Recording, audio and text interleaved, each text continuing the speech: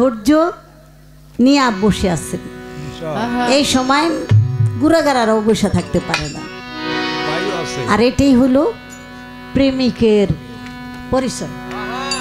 এটাই কিন্তু প্রেমিকের পরিচয়। যুগ যুগ যুগ যুগ এক জায়গায় কাটাইয়া দেয়। তুমি আসো তো, তুমি আসো, আমি অপেক্ষায় আছি, অবশ্যই তুমি আমারে দেখতেছো। এটাই হলো প্রেমিকের নিদর্শন, লক্ষণ। প্রেম ছাড়া কখনো এত ধৈর্য ধারণ করতে পারে না। আর প্রেমই হলো মূল। আমার পেয়ারা হাবিবের নাম কি? আশিক। আমার পেয়ারা হাবিব প্রেমের ভান্ডার, প্রেমের সাগর, আশিকের সাগর, জ্ঞানের সাগর, তাপসের সাগর। আমার দয়াল নবী এলেমের সাগর। এই উপাধিগুলি আমার দয়াল নবী কোথা থেকে পেয়েছেন? সেই হীরা গুহার থেকে পেয়েছেন। তপস্যা করলেই তো তাপস হয় নাকি? আর তাপস কাকে বলে? যে নাকি তাপ জ্বালা সহ্য করতে পারে। সর্বপ্রকার তাপনলে থেকেও যে শুকরিয়া আলহামদুলিল্লাহ হাসি মুখে থাকতে পারে।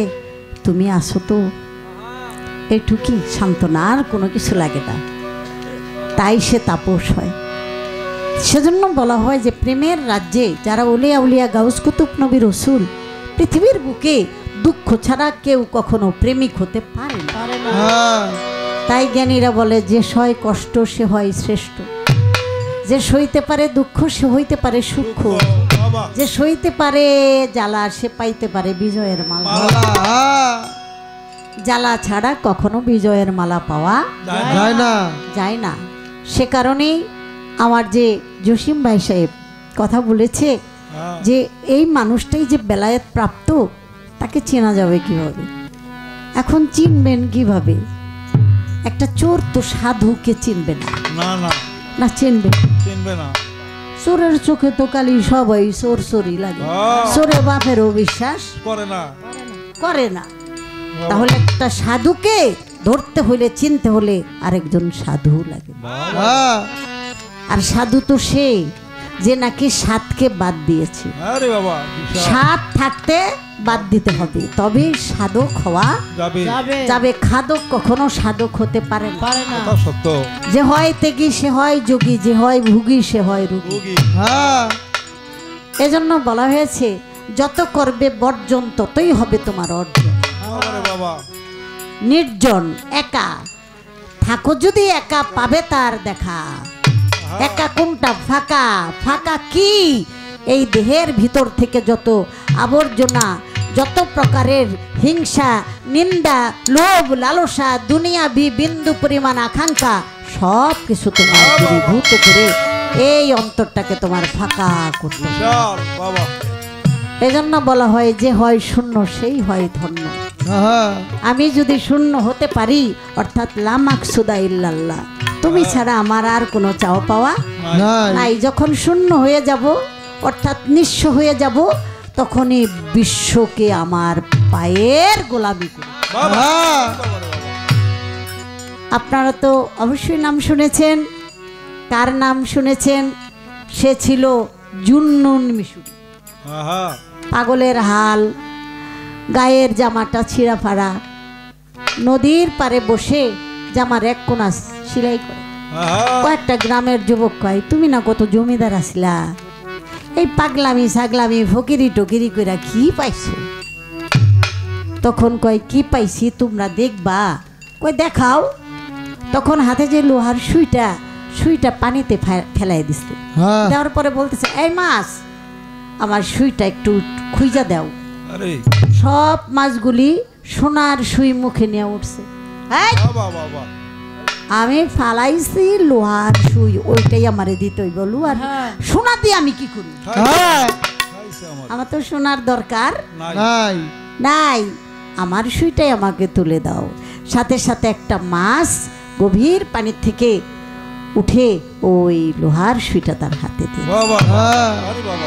এখন বলল, বাবা কিছু পাইছি। তখন যুবকরা পায়ে ধইরা ভক্তি দিয়া বলে, বাজান পাইছি।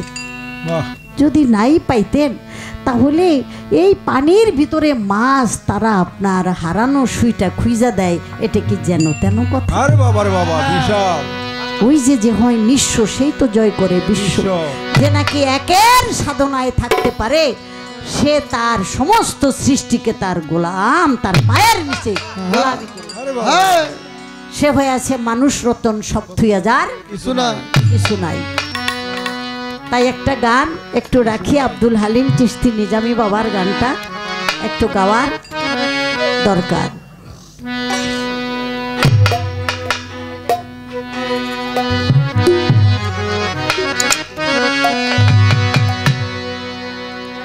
গুরুর রূপ সাগরে ডুবে করে পাগল, গুরুর রূপ সাগরে ডুবে করে পাগল, রূপ সাগরে ডুবে করে পাগল মন, গুরুর রূপ সাগরে ডুবে করে পাগল মন।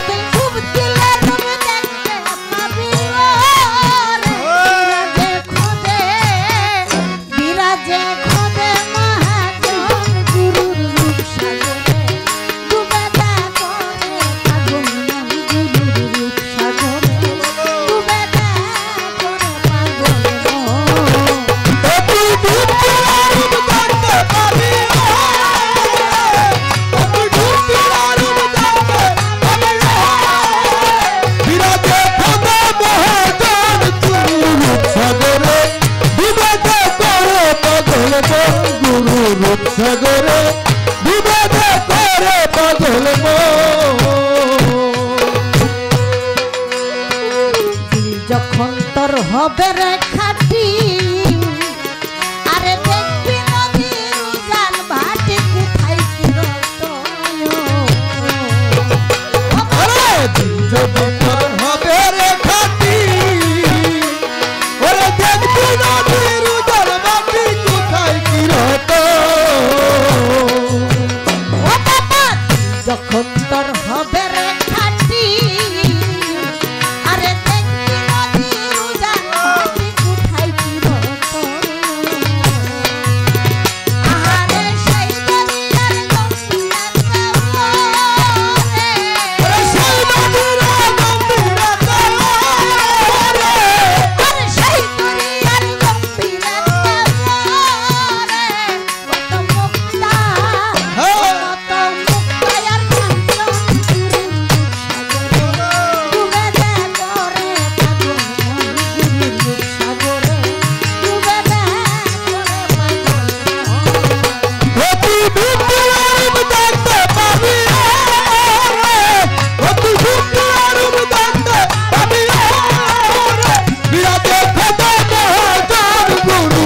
সাগরে ডুবাতে করে পাগল মন, গুরু রূপ সাগরে ডুবাতে করে পাগল মন। ও বাবাই অনুরাগের বান্দা গেলে কত সাধক মহৎ বেশে চলে বিজলির মতো, ওই অনুরাগের বান্দা গেলে কত সাধু মহৎ বেশে চলে বিজলির মতো। ও তারাই আগের কথা শুনো কারে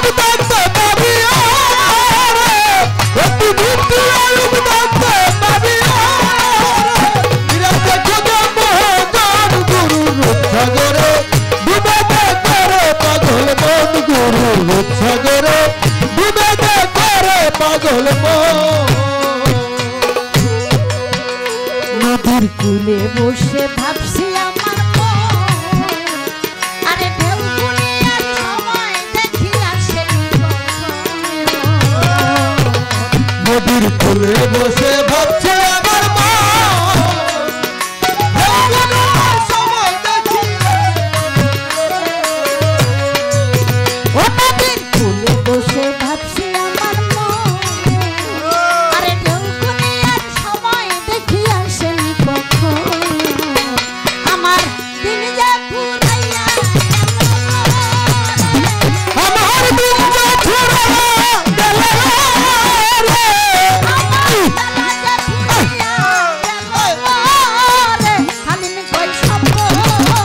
হালিম কই স্বপ্নের মতো ডুবে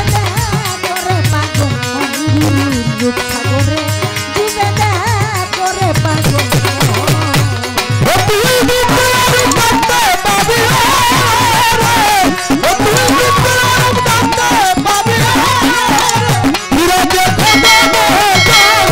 রূপ সাগরে ডুবে করে পাগল পাগল মন গুরু রূপ সাগরে ডুবাতে করে পাগল মন অতি তুমি দিলা রূপ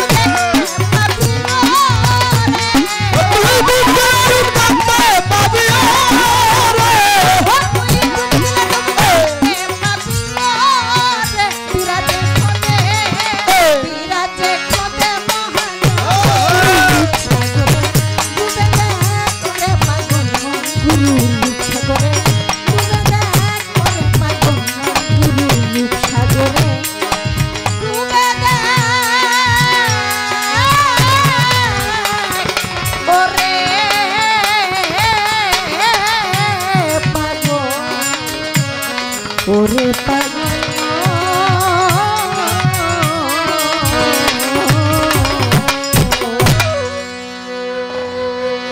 এই গানটা অনেক পুরানা দিনের একটি গান গুরুর রূপ সাগরে ডুবে দেখ ওরে পাগল হ্যাঁ ডুব দিলে রূপ দেখতে পাবি বিরাজে খোদেই মহাজন ওই যে হযরত বাইজিদ বুস্তামি কি আমাদের একজন পীর মুর্শিদ তিনি হলেন জাফর সাদেক হযরত জাফর সাদেক রাহমাতুল্লাহ দিয়েছিলেন একটি কোরআন শরীফ এটাকে তুমি হেফাজত করো চলে আসছে আমি যে তোমাকে কোরআন শরীফটা দিছিলাম বাজান দেও কোরআন শরীফ মানে খুঁজার পায় না এত দেরি কিসের জন্য চাওয়ার সাথে সাথে তো দেওয়া দরকার বাবা আমি তো পাই না কেন পাও না কেন কই কেমনে কই আমি তো ঘর বইরা শুধু খালি আপনারই দেখি আপনি ছাড়া তো আমার কাছে আলাদা কোনো কিছু নজরে পড়ে না এটাই তো হওয়া উচিত যেদিকে তাকাই শুধু তুমি আর তুমি একটা পলক যেন তুমি ছাড়া আমি না ফেলাই সব জায়গায় তুমি তাই বলা হয়েছে গুরুর রূপ সাগরে ডুবে দেখ ওরে পাগল সেই রূপের সাগরে না ডুবা পর্যন্ত তুমি কখনো পবিত্র হইতে পারবা না দিল যখন তোর হবে খাঁটি দেখবি নদীর উজান ভাটি কোথায় কিরকম আপনারা তো সাধকের দেশের মানুষ আপনারা তো উজান ভাটির কথা জানেনি এটা কোন নদীর কথা বলা হয়েছে একটা সেত্রীর পিনি আর একটা সেত্রী বেনি ইরা পিঙ্গুলা সুষমা এখানে জোয়ার ভাটা গরম আর ঠান্ডা এখান থেকেই প্রকাশ হয় আপনার মধ্যে কতটুকু চন্দ্র শক্তি কতটুকু অগ্নিশক্তি কতটুকু অগ্নিশক্তি কতটুকু জল শক্তি এই দেহ রাজ্যের মধ্যেই অনিবার্য কার্য চলছে এখন আপনি যদি শ্বাস প্রশ্বাস এই যে যাকে বলা হয় ইরা পিঙ্গলা সুষমা এখান থেকেই যদি আপনি রাচক পুরো কুম্ভক লুপ্ত করো কাম্বিকার প্রাণায়াম অভ্যাস করো সাধন পথে মনা যেই 12 আঙ্গুল দম বাহিরে যায় সেটাকে আপনি যদি বাহিরে না নিয়া নাভি আর সেই দিদল অরাউল অরা সহস্রার এখানে যদি আপনি পৌঁছাইতে পারেন তাহলে আপনি হয়ে যাবেন রুহুলুল্লাহ। আপনার যে আত্মা বলেন রুহু বলেন এইটা আজরাইলের নেওয়ার কোনো জরুরি হবে না, আপনারটা আপনার কাছেই থাকবে যদি আগের থেকে আপনি জায়গা মতো পৌঁছায় দিতে পারেন। আরে বাবা আমরা যখন বের হই তখন আমাদের একটা মাপ আছে, জোয়ার ভাটার একটা মাপ কিন্তু আছে আছে, কারণ অশুভ শক্তি বলতে কিন্তু সৃষ্টি জগতে একটা শক্তি আছে আমাদের, সেটাকে কিন্তু মানতে হবে আহা এবং মেনে জেনে সেই ব্যাপারে আমাদের একটু সচেতন থাকতে হবে হবে। তো এই দেহটা কি যা আছে বিশ্ব ব্রহ্মাণ্ডে তা আছে দেহভাণ্ডে আছে না, আছে এই দেহের মধ্যে তো শয়তান আছে না, আছে ইবলিশ সত্তা, নবী সত্তা, রসুল সত্তা, মুমিন সত্তা আছে না, আছে কাফেরি সত্তা, মুনাফিকি সত্তা, সব চরিত্রই তো এই দেহরাজ্যের মধ্যে। আহা অতএব আমার বুঝতে হবে, আমার এই দেহের মধ্যে যখন দেখব যে ঘন ঘন একজনের গীবত, একজনের নিন্দাচারে, একজনের এই অকল্যাণ আমি ভিতরে ভিতরে চাইতেছি, তখন বুঝতে হবে যে আমার চরিত্রটা কর্মটা এখন শয়তানের অনুকূলে চলতেছে। বাবা তাহলে কি করতে হবে, যদি আপনি গুরু ধরা থাকেন তাহলে আপনার নাউজুবিল্লাহ তো আছি, আছে নাউজুবিল্লাহ আছে না, আরেকজন নাউজুবিল্লাহ কি আমারে আমি কইয়া গুণ পাইতাছি না, কারণ আমি তো শয়তান হয়ে গেছি না। আহা ক্ষণে ক্ষণে আল্লাহর প্রতি আমার বিতর্ক মনোভাব সৃষ্টি হয়, এটাই তো কাফেরি চরিত্র। আমার চেয়ে বড় কাফের আর কে থাকতে পারে বাবা, কথা সত্য আমি আবার কারে কাফের করি, আমি তো কাফের। আল্লাহ এই জন্য বলছে অন্যের সমালোচনা করিও না, তুমি নিজের সমালোচনা। বাবা তুমি কত ভাবে আসামি হয়ে রইছ, তারই কোনো ঠিক ঠিকানা নাই, আবার তুমি আরেকজনের আসামি কও। কথা তো ছিল তুমি তোমার বিচার করে চলবা, তুমি নিজের বিচার না করে আরেকজনের বিচার তুমি কোন সাহস? আরে আমার নাম তো ইনসান, ইনসান না বাবা, ইনসান মানে হইল ইনসাফ করে চলতে হবে। কার? নিজের ইনসাফ। আমি যদি আমার বিচার করে চলতে পারি তাহলে আমাকে আর মালিক আমাকে আসামির কাঠগড়ায় দাঁড় করাবে না, যদি আমি বিচারের মধ্যে থাকতে পারি। কথা মুসুর দিয়া খালি অন্যদিকে চলে যায়, তারপর আমি চেষ্টা করি সেই কথাগুলি একটু আটকাইয়া রাখার জন্য। কারণ কি, আল্লাহ তাআলা আমাদেরকে কতভাবে সচেতন করেছে বাবা, কতভাবে সচেতন করেছে। তবে বেশি দায় দায়িত্ব দিয়েছে পুরুষ, পুরুষ হলো প্রতিনিধি। এই যে আপনারা যে বসে আছেন, আপনারা কিন্তু প্রতিনিধি, আপনারা কিন্তু রাজা, আপনারা রাজা, আপনারা প্রতিনিধি, আপনারা হলেন স্থলাভিষিক্ত। আল্লাহ তাআলা আপনাদেরকে পরম পুরুষ, পুরুষ মানে পৌরুষ, পৌরুষ মানে আলোকিত। এখন সেই আলো যে আপনাদেরকে দান করলো, এই দায়িত্বটা দিল, এই দায়িত্বটার প্রতি আপনাদের গুরুত্ব দিতে হবে না? গুরুত্ব দিতে হবে, কিন্তু আপনারা যদি সেই আলোকে খোয়াইয়া ফেলেন তাহলে তো আপনি অন্ধকার। আলো থাকতে হবে রাখতে, সেজন্য বলা হয়েছে ওই যে রেচক পুরো কুম্ভক লুপ্ত করো কাম্বিকার, প্রাণায়াম অভ্যাস করো সাধন পথে। ঘরের থেকে যখন বেরোন একবারও কি দেখেন এই যে উজান ভাটি জোয়ার ভাটা একবারও কি হিসাব করে রাখে? গুরুর নামে মনে থাকে না, ঠেলা দিয়া চললেন, চইলা তো ব্যাস অ্যাক্সিডেন্ট করে বই রইলেন। এটা অন্য ক্ষেত্রে না, ঘরের আপনি বিবির বাসরে যাবেন, সেখানেও আপনার এখানে একটু জোয়ার ভাটাটা বুঝতে হবে। আপনার জল শক্তি, অগ্নি শক্তি, আপনার কোন শক্তিটা অনুকূলে, এটা আপনার একটু বিচার করে রাখতে হবে, তা না হলে সমস্যা। আপনি নিজেই দুর্বল, দুর্বলের জ্বালায় উঠতে পড়ে যান, উঠতে পারেন না। এই দুর্বল অবস্থায় যদি আপনার ঘরে আরেক দুর্বল হয় তাহলে তো একবারে পঙ্গুতে তো দুনিয়াটা বইরে যাবো। এগুলির এই গানটার মধ্যে আপনি একটু বিচার করে দেখেন, একটা গানের ছন্দই বিচার করে দেখেন। হ্যাঁ, দিল যখন কি জানি অনুরাগের বান ডাকিলে কত সাধক মহৎ ভেসে চলে বিজলির মতো। বিজলি এই আছে এই নাই। এই আল্লাহ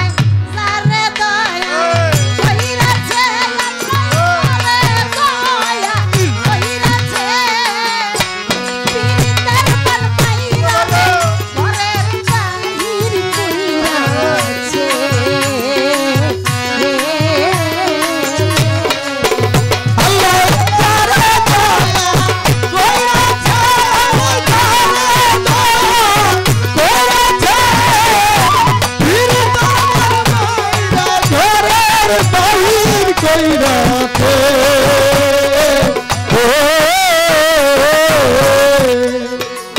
যেভাবেতে ভাবের পাল্লা লাইগা গেছে ভাই, ধীরে ধীরে কথা বলিবার চাই। যারা নাকি বেলায়াতার হইছে অধিকারী, তাদের দুই একটা কথাই আমি বলতে পারি। আমি বলবো পরিষ্কার,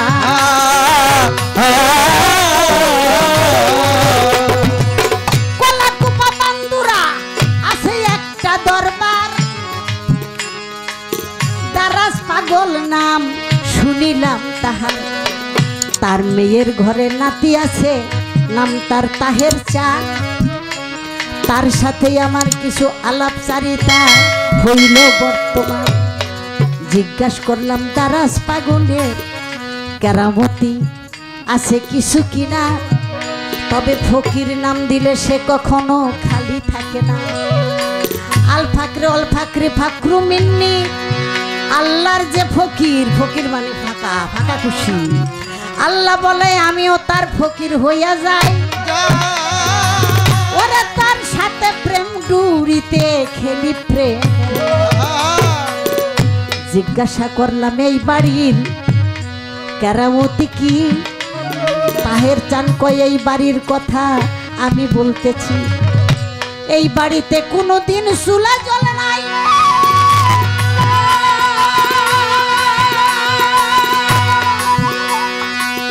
আমি বললাম তাহলে খাই তো কই? চুলা যখন নাই, চুলা নাই খাই তো কই? বয়তে মানুষটা একটু পেশ থাকে। বলে একদিন এতে দারাজ পাগলের সহধর্মিনী যারা বেলায়াত করে, তাগো বউ আর স্ত্রী নাই, তাগো হইল সহধর্মিনী। বউ আর স্ত্রী ভালো কাম নষ্ট করার মিস্ত্রি, বেদবি নিয়েন না বাবা। তাদের চরিত্রটা রাক্ষসী। কিভাবে স্বামীর সব মূলধন খাইব, নিজে আনন্দ পাইব, সাময়িক শরীরের প্রয়োজনে স্বামীকে ভালোবাসে, কিন্তু মন থেকে না। পুরুষ পোলাও আছে, খালি মেয়েরা কথা বলতে পারে না তাগো তা না, কিছু পুরুষ পোলারাও আছে শুধু এই কাম বাসনা পূর্ণ করার জন্য, কাম চরিত্র চরিতার্থ করার জন্য যেই বাড়ির মেয়ে বিয়ে করা উচিত না, হ্যাঁ এই পছন্দ। হ্যাঁ হলো ফকির বাড়ি বিয়ে করে মোল্লা বাড়ি, তাহলে কইতে সুখ হইব? হইব সুখ আছে কপালে? কপালে সুখ নাই, কেলে গাগে সুখ খায়া ফেলাইছি। গুরুর বাড়ি যাইতে চায়, পিছে দিয়া পাঞ্জাবি ধইরা টান পারে আর কয় গুরু আবার কেডা, আমার সে বেশি আনন্দ দেয় তোমারে। হ্যাঁ কোন আনন্দ লয়ে বই আছে না কিছু কপাল পোড়া? গুরু গুরু গুরু করবা, তাহলে আমার অংশ আল্লাহ। গুরু কি আর তুমি কি? এটা কারণ কি? যেহেতু আপনার সাথে তার মিল হয় না। মনের সাথে মন যদি না মিলে, যার সাথে প্রেম নাই তার সাথে দৈহিক সম্পর্ক, এটা ব্যভিচারীর নামাঙ্ক। তার সাথে কখনো আপনি সুখ শান্তি পাবেন না। তার মাধ্যমে যে সন্তান হবে সে কোনোদিন আদবী সন্তান হবে না। তাই তো বাবা, যদি সে গুরু ধরা হইতো, গুরু বাড়ির মেয়ে হইতো, তাহলে আপনারে কইতো পায়ে একটা ভক্তি দিয়া, দাসীর ভক্তিটা দয়ালের কাছে তুমি দিও গো পৌঁছে। আমি দাসী চির দুঃখী, আমার সবার ভাগ্য হলো না।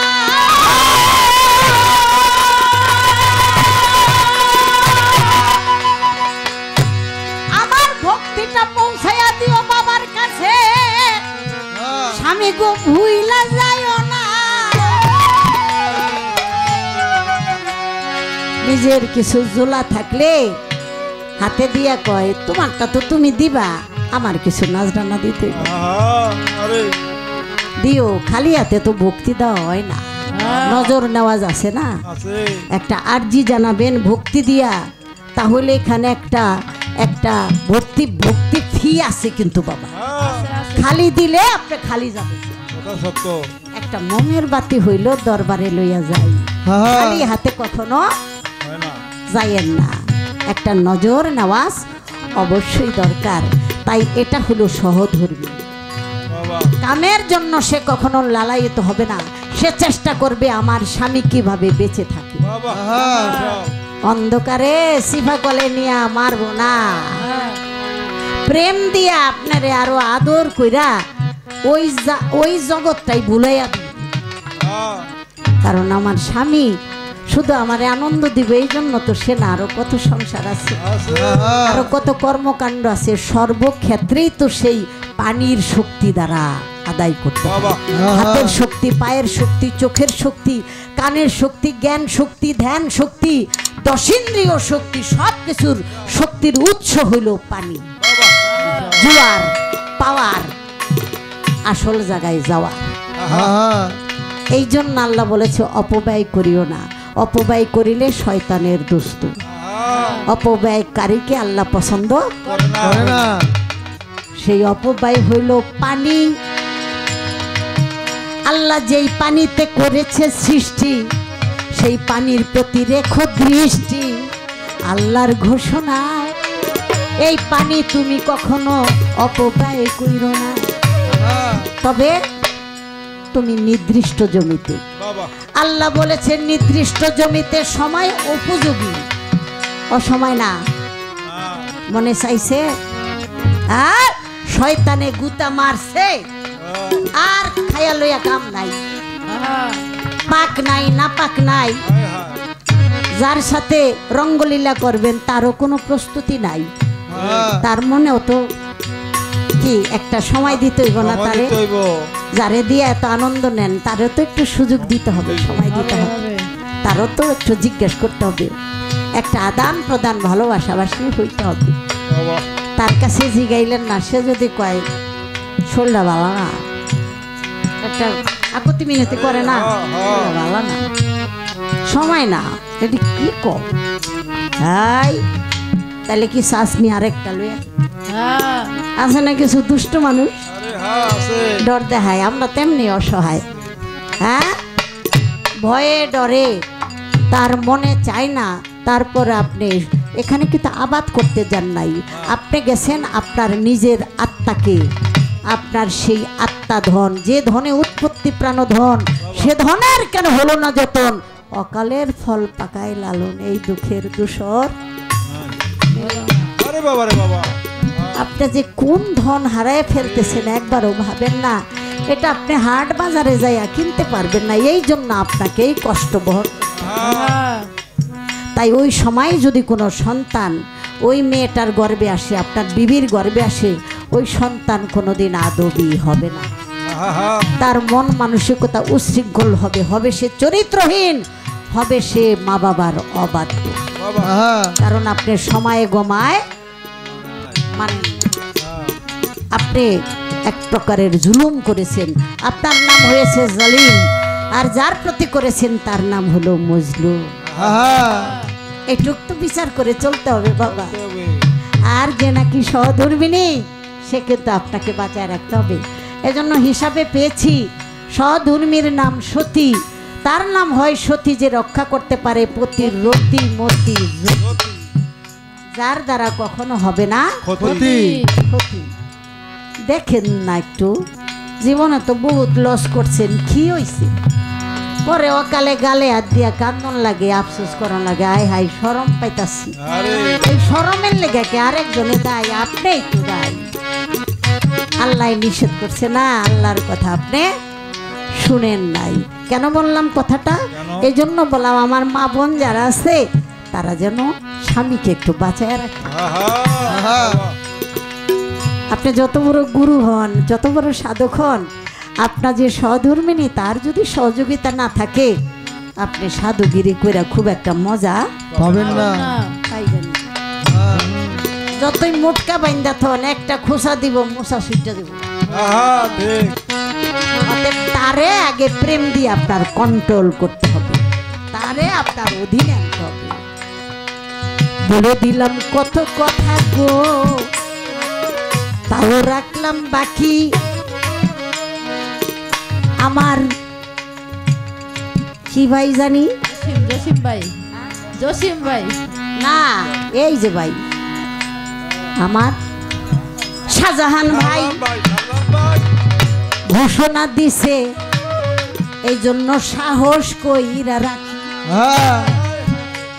এতক্ষণ ভয়ে ভয়ে ছিলাম, বেশি কিছু কই নাই, সাহস যখন পাইয়া গেছি, আমার জসিম ভাইরার দাঁড়ানের দরকার না। ওই আমি বলবো কথা, জোড়া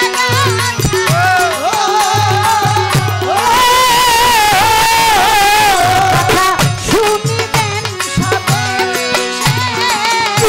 কীর্তন মন মহিলারে আল্লাহ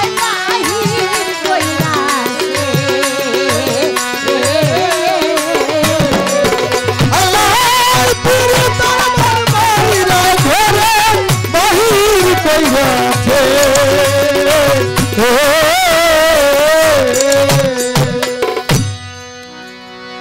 একদিনেতে বলে পাগল ক্ষুধা লাগছে,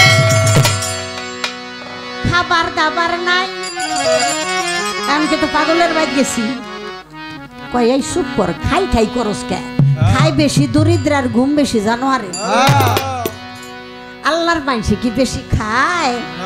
আরে বেশি বেশি খাইলে দেহের তাগত বাড়ে, আর দেহের তাগত বাড়লে ওই দেহে খুব কষ্ট দেয়। কম খাবি কম ঘুমাবি, নাম স্মরণ করবি, তাহলে রুহের পাওয়ার বারবার, দেহের পাওয়ারটা কম, তাহলে বাঁচতে পারবি কয়েকদিন। হ্যাঁ, বাঁচো এবং বাড়ো, বাঁচো এবং বাড়ো, বাঁচতে হবে, বাড়তে হবে, স্থূল প্রবত্ত সাধক সিদ্ধি, তাই না?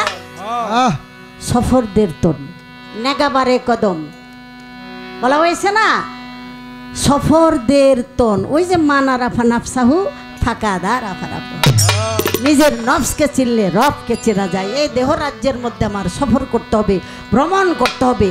তারপরে বলা হয় নিগাবারে কদম, অর্থাৎ মুর্শিদের পায়ের প্রতি আমার খেয়াল রাখতে হবে। আগে আগে মুর্শিদ, আমি তার অনুসরণ, তাহলে আমার আর পদস্খলন হওয়ার কোনো সম্ভাবনা নাই। তারপরে কি বলা হয়েছে, খেলেন্দারে আঞ্জুমান, মরার আগে মরো, মরার আগে যদি মরো তাহলে বাঁচতে পারো। তারপরে বলা হয়েছে বফার শেখা, মোরা কাবা মু আয়না, দিলটাকে আয়না বানাও, এই আয়নার মধ্যে সেই রূপ দেখতে পাবে। ফানা ফে শেখ, ফানা ফে রসুল, ফানা এ ফিল্লা পাকায়ে। ওই দেশে যখন চলে যাবে তখন তার দৃষ্টিটা অন্যরকম থাকবে। অনেক গুরুর চোখে ভক্তরা তাকাইলে তার বিপদ ঘটে যায়, কারণ তার মধ্যে দুইটা ফায়েজ কাজ করে, একটা হলো জালালি, একটা জামালি। জালালিটা যখন শুরু হয়, বাবা রে বাবা, কুসি কুসি কইরা ফালাই তুমি, কারণ সব কিছু বেজাল মনে হয়, সব বন্ধ মনে হয়। এই ভক্তি দেয়, মা কয় বাবা কয়, তারপরে লাগে যেমন ওইটা ছলনা করতেছে, ধরা পড়া যায়, তখন জালালি চলে। এই জন্য নিচে নিচে তাকানো লাগে। আমার খাজা বাবা, দয়াল খাজা, সারা রাত জজবাহালে থেকে সকালবেলা যখন নাকি বের হতেন, তখন ভক্তরা আগেই বড় বড় পাথর নিয়ে থুইত দরজার সামনে, এটা তো জানেন আপনারা। যখন খাজা বাবা ওই পাথরের দিকে তাকাইতো, পাথর গলে পানি হয়ে যেত। আর যখন জামালি, সেটা হলো ঠান্ডা। আপনার ঠাট্টা মস্কারা যাই করেন, গুরু হাসতেছে, ভালোবাসতেছে, তখন কোনো প্রবলেম নাই। তবে গুরুর মেজাজ দেখে আপনার কাজ করতে হবে। এই হিসাব নিকাশগুলি তারাই কেবল বুঝতে পারে যারা নাকি সত্যিকার অর্থে গুরুকে ভালোবাসে। আর দুনিয়াদারির কোনো রঙ্গলীলা, দুনিয়াদারির কোনো লাভ লোকসান চিন্তা করে যদি কেউ গুরু ধরে, তাহলে তার অবস্থা হয় মুনাফিকের কথা। সত্য। দয়াল নবীর কাছেও তো মুরিদ হইছিল না, তাই বলে সবাই কি মুক্তি পাইছে? কিছু মুনাফিক তো জাহান্নামের ঢুকছে না, তাহলে গুরুর দোহাই দিয়েই কম হইব না, আপনার নিজেরও কিছু কামাই করতে হইব। হ্যাঁ আমি ডাক্তার, আমি প্রেসক্রিপশন লিখছি, হ্যাঁ ফি দিবেন না? ভক্তি সময় মতো তো দিতে হইব, দিতেইব। ওষুধ কিনা খাইতে হইব। কোন ওষুধ যেটা আমি খাইতে কইছি এটা খাইবেন, যেটা না করছি এটা করবেন।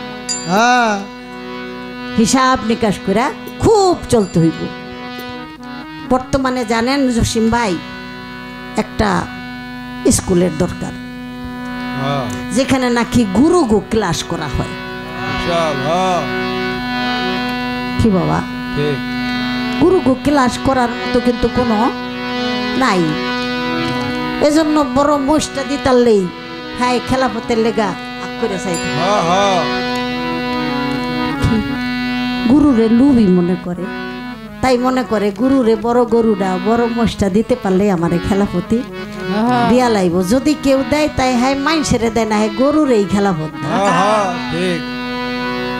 হ্যাঁ হ্যার কাছ থেকে কি পাইব? হ্যাঁ গুরুরে লুবি মনে করে গরু লয়ে গেছে খেলাফতের লেগা, তাহাই তো ওই পদই হইব। হ্যাঁ ঠিক। যেমন রুহু তেমন ফেরেশতা। হ্যাঁ এটা কেন বাবা? আহা, আমার জানডা খান খান হইয়া জায়গা বাবা রে। তোমরা হইলা সাবান, গুরু গো তুমি হইলা সাবান, আমি হইলাম ময়লা।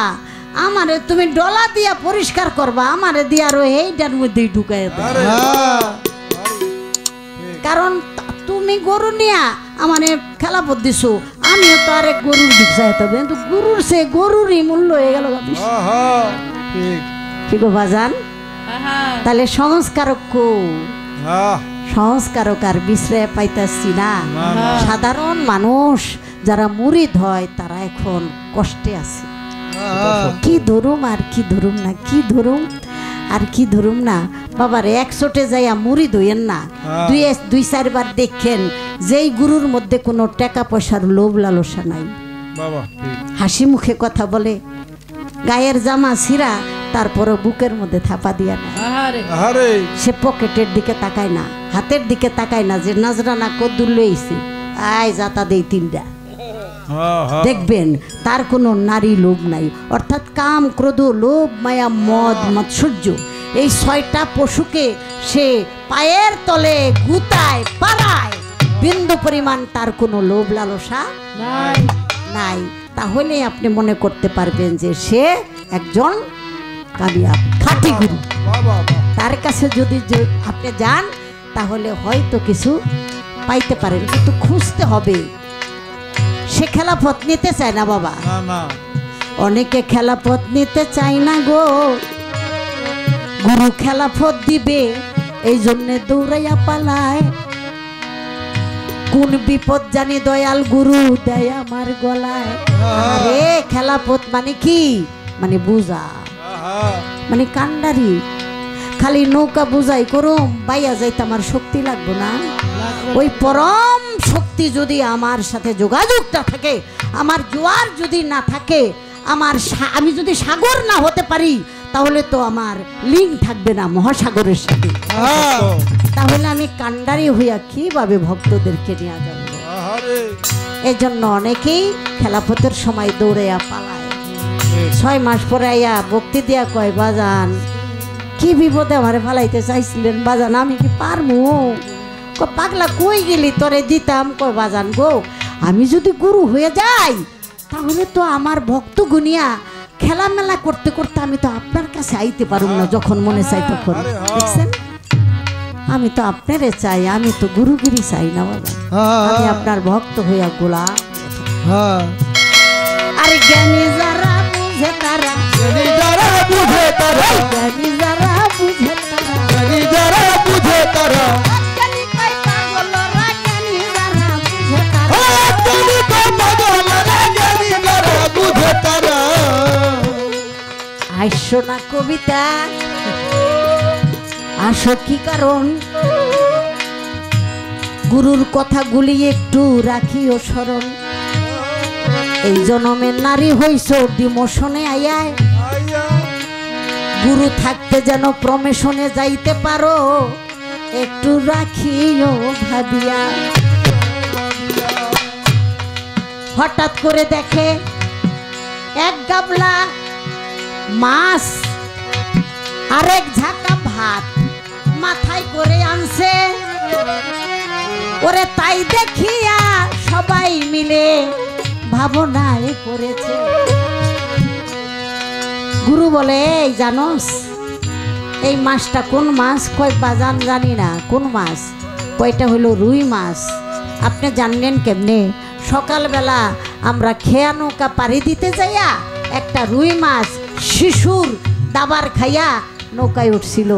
তোরা বলছিলি এই মাছটা আমরা খাবো। আমি বলছিলাম না, ও তো অসহায়, ও তো আশ্রয় নিয়েছে। কেউ যদি আপনার চরণে আশ্রয় নেয়, আপনার ঘরে অসহায় হয়ে যায়, শত শত্রুতা থাক, তারে আপনি আঘাত করতে পারেন না। হ্যাঁ তাহলে আপনি কা পুরুষ নাকি বাবা?